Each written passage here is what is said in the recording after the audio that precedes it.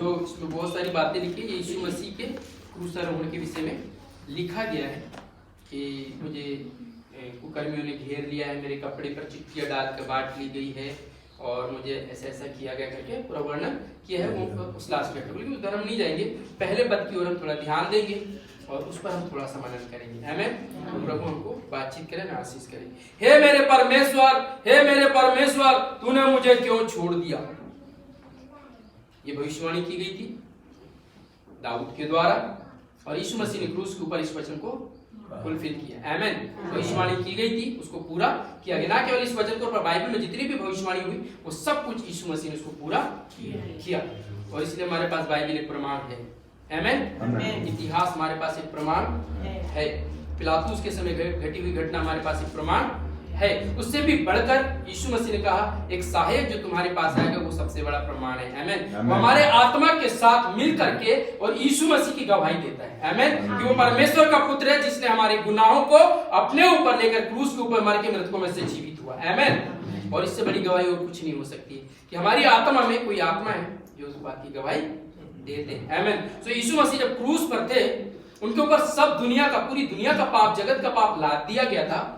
तब उसने इस प्रकार से कहा, हे परमेश्वर, हे परमेश्वर, तूने मुझे क्यों छोड़ दिया। रियल में अगर यशायाह की किताब 59 वर्ष को 59 अध्याय को पहला पद को पढ़े तो ये वचन हमको समझ में आएगा कि क्यों परमेश्वर ने मुंह फेर पड़ी। यशायाह की किताब उसका 59 उसका प्रथम पद को पढ़ी, तब हमको समझ में आएगा सचमुच में वहां पे ये घटना घटी। यहोवा का हाथ ऐसा छोटा नहीं हो गया, हाँ। उद्धार न कर सके। हाँ। न वह ऐसा बहरा हो गया कि सुन न सके, कि प्रार्थना न सुन सके। हाँ। परंतु तुम्हारे अधर्म ने, हाँ, अधर्म के कारण कामों ने तुमको तुम्हारे परमेश्वर से अलग कर दिया। परमेश्वर अपने मुंह फेर लेता है और आगे बढ़िए। और तुम्हारे पापों के कारण उसका मुंह तुमसे ऐसा छिपा रहता है। याद रखिए, गुनाह को परमेश्वर देख नहीं सकता है और इसलिए जब पूरे जगत का पाप यीशु पर डाला गया तब यीशु ने कहा, हे परमेश्वर, तूने मुझे क्यों छोड़ दिया। हबक्कुक की किताब में लिखा है, उसकी आंखें इतनी निर्मल है कि वो पाप को देख भी नहीं सकता। यूहन्ना बपतिस्मा दाता ने इस प्रकार से यीशु की ओर हाथ उठा के कहा, ये परमेश्वर का मेमना है जो जगत के पाप, सारी गवाहियां हमारे पास है। यीशु ने एक काम किया। हालेलुया। सारे मानव जाति के पापों को अपने ऊपर लेकर के क्रूस पे चढ़कर यीशु ने, अपने पिता ने अपनी आंखों को उससे फेर लिया। क्यों? क्योंकि परमेश्वर पाप को नहीं देख सकता। लेकिन पाप बलिदान होने के बाद, गाड़े जाने के बाद तीसरे दिन परमेश्वर ने उसे फिर मृतकों में से जिंदा किया। आमीन। और आज वो जीवित है। हालेलुया। और ये सवाल कितने बार हमारे पास है, हमको कभी परमेश्वर नहीं छोड़ता है, प्रभु हमें कभी त्यागता नहीं। इब्रानियों की पत्री 13 अध्याय में लिखा है, मैं तुझे कभी ना छोड़ूंगा, मैं तुझे कभी ना त्यागूंगा। हालेलुया। इसका मतलब परमेश्वर विश्वासियों को कभी ना छोड़ेगा, कभी ना त्यागेगा। यीशु ने कहा, देखो मैं जगत के अंत तक तुम्हारे साथ हूं। फिर भी ये सवाल हम कई बार सोचते हैं अपने दिमाग में, कई बार ये सवाल हमारे जीवन में आता है कि परमेश्वर ने मुझे, यीशु मसीह को इसीलिए छोड़ दिया गया था प्रियो, ताकि हमको परमेश्वर कभी ना छोड़े। वो हमें अपनाने के लिए उसको छोड़ना पड़ा। कुरिन्थियों के पत्री में लिखा है, उसको हमारे बदले में पाप बनाया गया ताकि हम धर्मी बनकर परमेश्वर के हो जाए। हमें अपनाने के लिए, हम जो खो गए थे वापस लाने के लिए, हम जो छोड़ दिए गए थे वापस अपनी भेड़ के थान में लाने के लिए उसने यीशु को छोड़ दिया। हमारे सारे पाप का बोझ उसी पर डाल दिया। और इसीलिए ये भजन संहिता में उसके लिए भविष्यवाणी की गई थी कि उसके साथ क्या क्या होगा। उसके साथ ये वचन भी होगा, परमेश्वर उसे छोड़ देगा। उसके कपड़ों पर चिट्ठियां बांटकर लोग बांट लेंगे और उसको सिरका पिलाया जाएगा और उसको कुकर्मी लोग बिचका कर कहेंगे उसको छोड़ दो, उसको परमेश्वर ही संभाले। उसने कहा, एलोई एलोई लामा सबक्तनी, हे परमेश्वर तूने मुझे क्यों छोड़ दिया। तब लोग मुंह बिचका के कह रहे थे, छोड़ दो उसको, शायद एलिया उसको बचाने के लिए आएगा। प्रियो, यीशु को इसलिए छोड़ दिया गया था, आप और मैं परमेश्वर के राज्य में हमेशा के लिए बने रहे। वो अब आपको कभी नहीं छोड़ेगा, कभी नहीं त्यागेगा। इवन इजराइल के लिए भी ये बात कही गई थी, लेकिन उनको ऐसा कई बार लगता था जब वे दुख में चले जाते थे कि परमेश्वर ने हमें छोड़ दिया। न्यायों की किताब जब निकालते हैं 6 अध्याय उसके 12 पद से पढ़ते हैं तो वहां पे परमेश्वर के वचन में क्या लिखा है? गिदोन ने इस प्रकार से कहा, यदि परमेश्वर हमारे साथ है, यदि उसने हमें नहीं छोड़ा है, तो ये विपत्तियां हम पर क्यों? पढ़िए 6 अध्याय के 12 पद से पढ़िए। परमेश्वर का वचन भी पढ़ेंगे और गिदोन का वचन भी पढ़ेंगे। उसको यहोवा के दूत ने दर्शन देकर कहा, हाँ, हे शूरवीर सूरमा, हे सूरवीर सूरमा, यहोवा तेरे संग है। हालेलुया, उसने तुझे छोड़ा नहीं है। वो किसके साथ है? तेरे साथ है। यदि आज प्रभु की वाणी आपके पास आती है और आपसे प्रभु ऐसा बात करे मेरे द्वारा, तो आपको विश्वास करना चाहिए परमेश्वर आपकी के साथ है। आमीन, आमीन। हे सूरवीर सूरमा, यहोवा तेरे साथ है। हाँ, गिदोन ने उससे कहा, हे मेरे प्रभु, विनती सुन, यदि यहोवा हमारे संग होता तो हम पर यह सब विपत्ति क्यों पड़ती? यदि परमेश्वर हमारे साथ होता तो हम पर कोई विपत्ति नहीं पड़ना चाहिए था, ऐसा उनका विश्वास था। हाँ, और जितने आश्चर्य कर्मों का वर्णन हमारे पुरखा यह कहकर करते थे, क्या यहोवा हमको मिस्र से छुड़ा नहीं लाया? हाँ, वे कहाँ रहे? कहाँ रहे? हाँ, अब तो यहोवा ने हमको त्याग दिया है, छोड़ दिया है, ऐसा गिदोन कह रहा है। किसके साथ में? इस्राएलियों के साथ में मिलके। वो अगुआ है अभी वर्तमान के हिसाब से, और वो बोल रहा है परमेश्वर ने हमको छोड़ दिया है। उसके आगे थोड़ा सा पढ़िए। और मिद्यानियों के हाथ कर दिया है। हाँ, तब यहोवा ने उस पर दृष्टि करके कहा, अपनी इसी शक्ति पर जा। परमेश्वर क्या बोल रहा? मैं हूँ। अगर परमेश्वर है तो आपको अलग से कोई सामर्थ्य इकट्ठी करने की जरूरत नहीं है, कोई सामर्थ्य के लिए इंतजार करने की आवश्यकता नहीं है। बस परमेश्वर का वचन आपके पास आता है और आप एक्शन लीजिए। हालेलुया। हालांकि गिदोन ने यहाँ पे एक बहुत बड़ा काम किया। अच्छा करना चाहिए मनुष्य, मानवीय स्वभाव, लेकिन परमेश्वर ने उसको ऐसा करने के लिए मना किया था। उसको सिर्फ एक ही बात कहा था। क्या कहा था? तू अपनी इसी शक्ति पर जा। तुझे अलग से और ज्यादा सामर्थ्य की, एक बड़ी सेना की आवश्यकता नहीं है, एक बड़ा प्रार्थना करके घंटों को आराधना करके और सामर्थ्य पाने की आवश्यकता नहीं है। बस परमेश्वर के वचन को आप जैसे आपके पास आता है आप खड़े हो जाइए और उसके अनुसार आप आगे कदम बढ़ा दीजिए। आमीन। लेकिन गिदोन ने ऐसा नहीं किया। उसे ऐसा लगा परमेश्वर हमको छोड़ दिया। सेकंड थिंग, वो ऐसा सोचता है यदि परमेश्वर हमारे साथ है, परमेश्वर हमसे बातचीत कर रहे हैं, तो उसका कोई चिन्ह होना चाहिए। कितने बार परमेश्वर आपको मुझको भी चिन्ह दिया? कितने बार हमने प्रभु को बोला, प्रभु आप मेरे साथ है, आपने मुझे चुना, आपने मेरे साथ है, तो मुझे एक चिन्ह दीजिए। और परमेश्वर ने कितने बार चिन्ह दिया? इवन आज तक। आमीन। आज तक चिन्ह दिया। आज भी सुबह मैंने प्रार्थना किया, आपने भी किया। हो सकता है आपने चिन्ह नहीं मांगा होगा, लेकिन इसके पहले आपने मांगा है और प्रभु ने साबित किया, हाँ मैं तेरे ही साथ। फिर भी कितने बार हम ऐसा अंगीकार करते हैं, परमेश्वर तूने मुझे क्यों?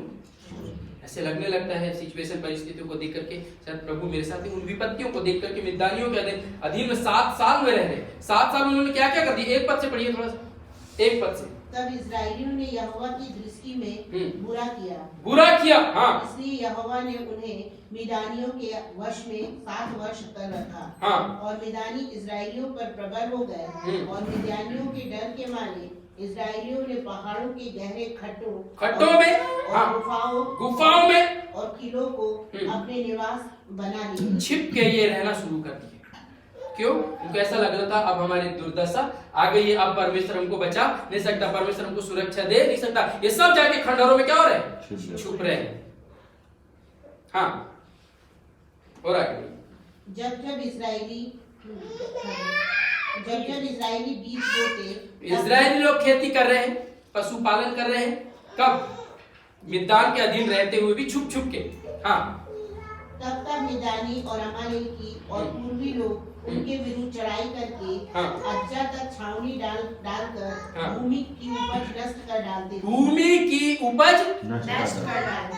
इसका मतलब है मेहनत तो करते थे, शत्रु खाने नहीं देता था।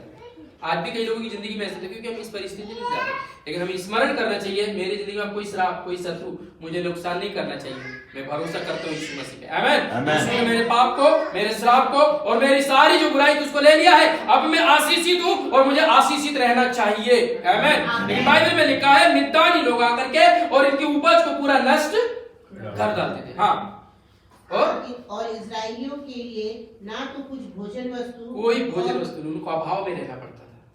हाँ, और ना भेड़ बकरी और ना गाय भेड़ और ना गधा छोड़ते थे। कुछ भी नहीं छोड़ते थे, सब उनका बर्बाद करते थे। वे लोग बटोरते थे, खेती करते थे, पशुपालन करते, सबको जमा करते थे, लेकिन शैतान आके, शत्रु आके क्या कर उनको?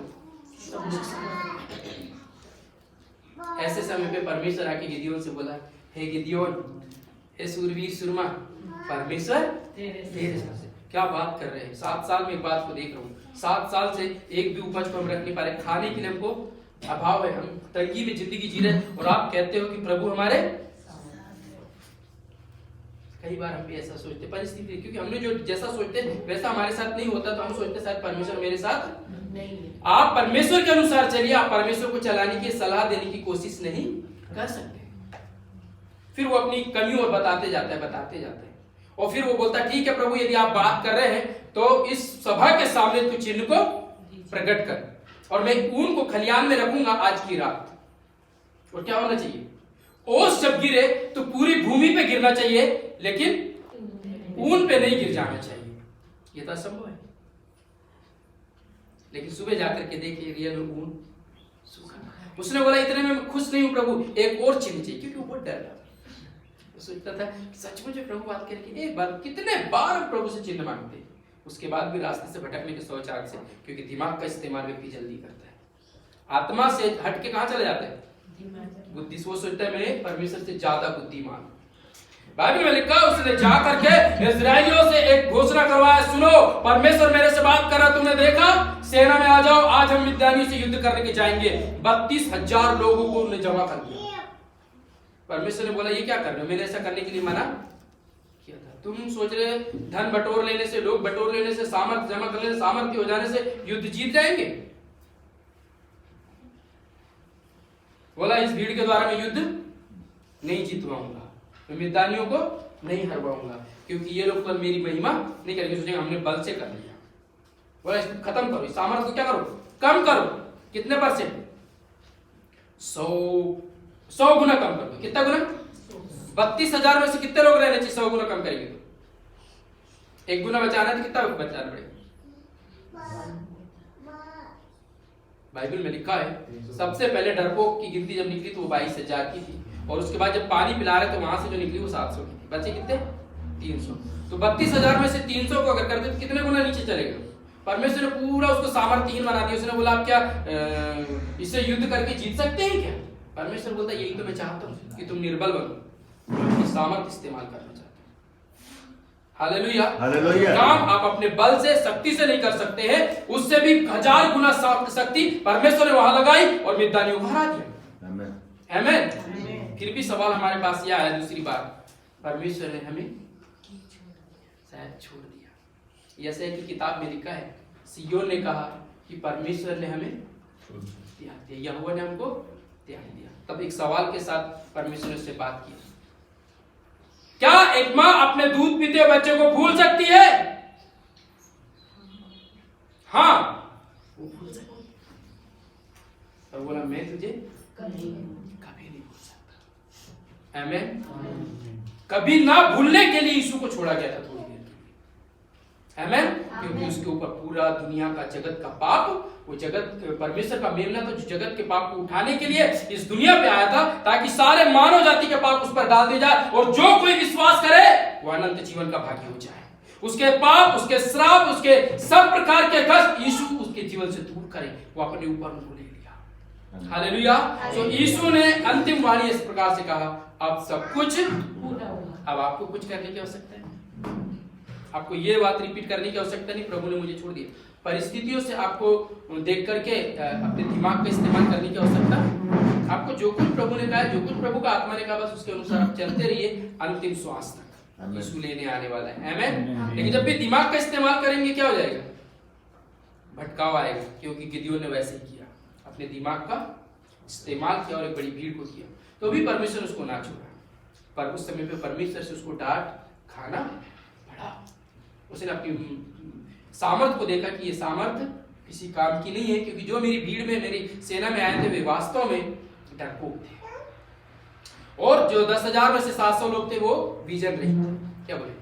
दर्शन के साथ चलने वाले नहीं थे। फिर क्यों कर प्रभु उनके द्वारा विजय दिलाए? प्रभु को चाहिए सद्रक में से अबेदनगो के समान। उन्होंने अंतिम, है ना, आखिरी पड़ाव में इस प्रकार से कहा, स्वर्ग का परमेश्वर जिसकी हम सेवा करते हैं वो इस धधकती हुई आग की भट्टी से बचाने की शक्ति वो बोलना चाहिए। परमेश्वर कभी नहीं छोड़ता है, आज भी वो हमारे साथ है। आमेन। उनका कहने का मतलब था आज भी वो हमारे साथ है और इस धधकती हुई भट्टी से बचा सकता है, और यदि नहीं तो भी हम वो नहीं करेंगे जो परमेश्वर के वचन के विरुद्ध है। आमेन। इसको कहते हैं हाँ, परमेश्वर पे आपने भरोसा किया, वो आपके साथ है। हालेलुया। और प्रियो, कई बार सवाल ऐसे जाते हैं तब हम कहते हैं पता नहीं प्रभु है या। पतरस ने से 3 बार इनकार कर दिया, सो परमेश्वर उसको छोड़ दिया क्या? क्योंकि उसके लिए यीशु ने जान लिया। हालेलुया। पतरस के पास जाके बोला, पतरस मैं तुझे मेरा वायदा याद नहीं है क्या?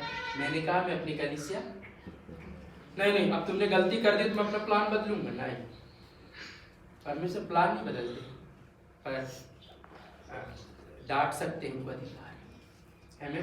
वो डांट खा ले, ताड़ना को सह ले। इब्रानी की पत्री में लिखा तो हम पुत्र हैं, हम पुत्रिया हैं। आमेन। और यदि वो बर्दाश्त नहीं करते हैं तो हो सकता है कि प्रभु से दूर होकर व्यभिचारी बन जाए।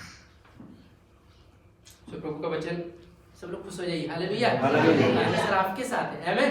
कभी भी नहीं छोड़ेगा आपको। ये प्रभु के दास के मुख से निकला वचन, ये परमेश्वर की ओर से आया वचन, ये बाइबल में से निकला वचन है। आमेन। स्वर्गदूत ने जैसे गिदयोन से कहा है सूरवीर सुरमा यहोवा तेरे संग है, और आज प्रभु के दास के द्वारा परमेश्वर का वचन यही कहता है आपको भयभीत होने की आवश्यकता नहीं है, आप सब वीर हैं। आमेन। आप सब योद्धा है और परमेश्वर आपके साथ है। आमेन। और आप सब जय होंगे। 2022 में आप प्रभु की महिमा को देखेंगे। आमेन। प्रभु इस वचन पर हम सबको आशीष दे। अभी समय गवाही